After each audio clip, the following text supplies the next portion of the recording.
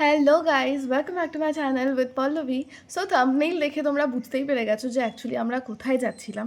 So ভীষণ হঠাৎ করে প্ল্যানটা হয়, কোনো রকম কোনো প্রি প্ল্যানিং ছিল না আমাদের। হঠাৎ করে ও আমাকে বলে আমার উইক অফ ছিল, সেই জন্য বললো চলো তাহলে মায়াপুর থেকে ঘুরে আসি। মাও বললো যে ঠিক আছে চলো তাহলে যাই।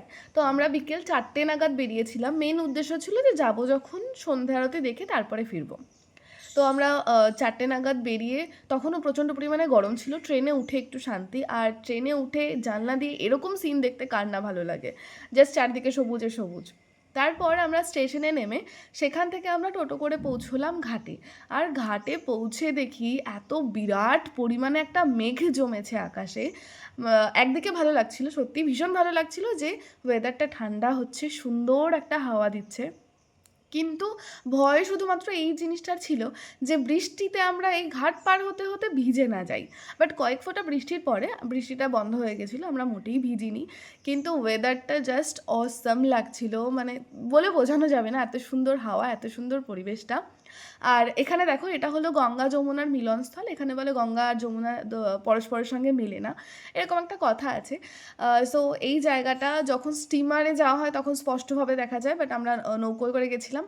সো ওটা সাইড দিয়ে যায়, তাই তোমাদেরকে ভালো করে আমি দেখাতে পারিনি। তারপর সেখান থেকে আমাদেরকে হেঁটে কিছুটা এগোতে হলো। তারপর সেখান থেকে টোটো করে আমাদেরকে মেন মন্দিরে পৌঁছতে হবে। আর মেন ইস্কন যেটা, সেখানে পৌঁছানোর আগে এই সমস্ত মন্দিরগুলো পড়ে।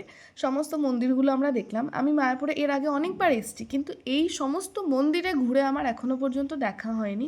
একবার বোধহয় 2-3টে মন্দির এর মধ্যে আমি দেখেছিলাম, কিছু কিছু জিনিস জেনেছিলাম। বাট গেলে সবসময় ওখানেই যাওয়া হয়, মানে একদম সোজা ইস্কনেই যাওয়া হয়, এগুলোতে ঢোকা হয় না।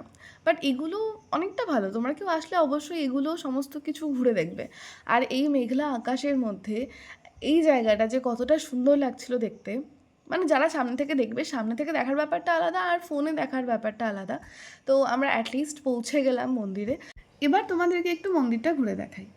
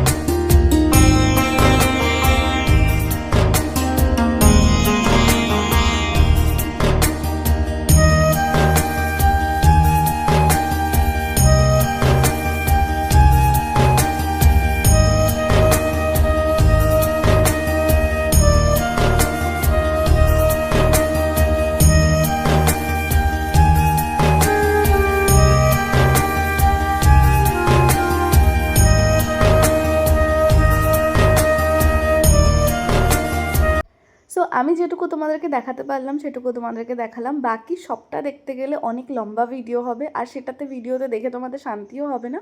তো সবটা দেখতে গেলে তোমাদেরকে কিন্তু মায়াপুরে গিয়ে দেখতে হবে। আর এখানে যেটা ছিল, এটা ছিল 108 বার কৃষ্ণ নাম যে মহামন্ত্র হয়, 108 বার এখানে দাঁড়িয়ে দাঁড়িয়ে বললে, মানে পুরো 108 বারের ওটা কাউন্ট করা আছে। আর পাশেই ছিল একটা পেয়ারা গাছ, সেখান থেকে আমরা সবাই বসলাম পেয়ারা খেতে। আর এই যে যে সবুজ, চারিদিকে সবুজ, চারিদিকে সুন্দর একটা পরিবেশ, শান্তশিষ্ট একটা পরিবেশ, মানে এটার একটা কি বলবো তোমাদেরকে, এটার একটা ফিলিংসই আলাদা। আর এই যে সবুজ ঘাস, সবুজ গাছপালা, এটার তো একটা আলাদাই শান্তি। কারণ বাড়ির কাছে সবসময় এই জিনিসগুলো পাওয়াই যায় না, আমরা সবসময় এই কংক্রিটের দেয়াল, এই সবের মধ্যেই থাকি। তারপরে আমরা সমস্ত কিছু বাকি যেটুকু ঘোরার ছিল আমরা ঘুরলাম। আর তারপরে আস্তে আস্তে সন্ধে নেমে এলো, কারণ আমরা বিকেলের দিকেই গিয়েছিলাম।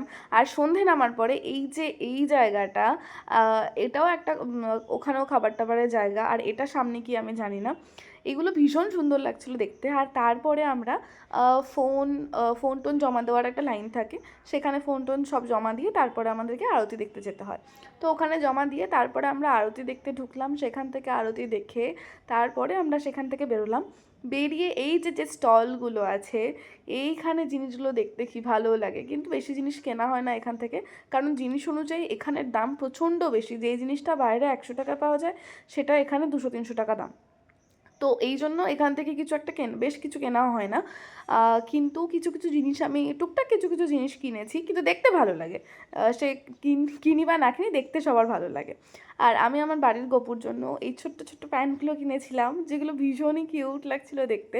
আমার তো মনে হচ্ছিলো আরও অনেকগুলো নিয়ে নিই, কিন্তু বললাম এইগুলোরও দাম অনেকটা বেশি করে বলছে। আর ওর জন্য, গপুর জন্য নিয়েছিলাম কোল বালিশ আর একটা ছোট্ট বালিশ। আমাদের গপুর অত বড় বালিশ লাগে না। তারপরে সেখান থেকে আমরা এলাম ফুচকা খেতে। ফুচকা খাওয়া কমপ্লিট হওয়ার পরে দেখলাম রাস্তার ওপাশে একটা ব্লাউজের দোকান।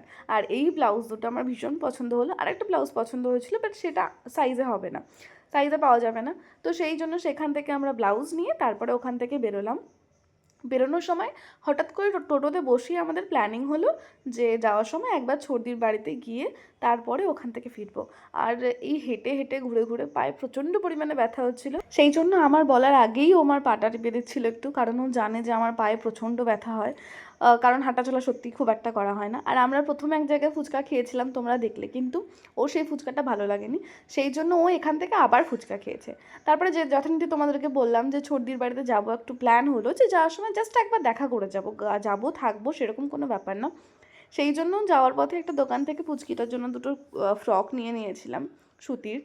আর তারপরে ঘাটে এসে এত সুন্দর একটা দৃশ্য, ও মাই গড, কী যে সুন্দর লাগে! এই বয়ে যাওয়া স্রোতের মধ্যে এত সুন্দর আলো জাস্ট ঝিলমিল ঝিলমিল করছে, তার সঙ্গে একটা ঠান্ডা ওয়েদার, সুন্দর হাওয়া, মানে অসাধারণ একটা পরিবেশ। যে যাবে, যে এই জিনিসগুলোকে ফিল করবে, শুধুমাত্র তারাই বুঝবে। আর তারপরে আমরা ঘাট থেকে নেমে তারপরে আবার টোটো করে আমরা পৌঁছলাম স্টেশনে। স্টেশনের কাছেই দিদির বাড়ি, সেই জন্য আমরা দিদির বাড়িতে গিয়েছিলাম একটু দেখা করার জন্য। দিদি তো বারবার ফোন করছে, তোরা কখন আসবি, তোরা কখন আসবি, মানে অনেকক্ষণ আগেই বলেছিলাম, কিন্তু আমাদেরকে ঘাটে অনেকটা লেট হয়েছে, নৌকাটা আসতে দেরি করেছে।